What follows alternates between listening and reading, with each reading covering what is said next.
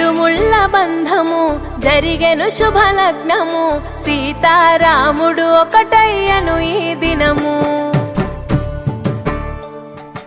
ఏడడుగుల పయనము ఒకరికొకరు సొంతము కలిసి మెలిసి సాగను ఈ జీవితము శతమానం భవతి అని వధువరులను దీవించి శ్రీరస్తు శుభమస్తని అతిథులు ఆశీర్వదించి పంచాభూతాల నడుమ రెండు మనసులేకమయ్యే కళ్యాణ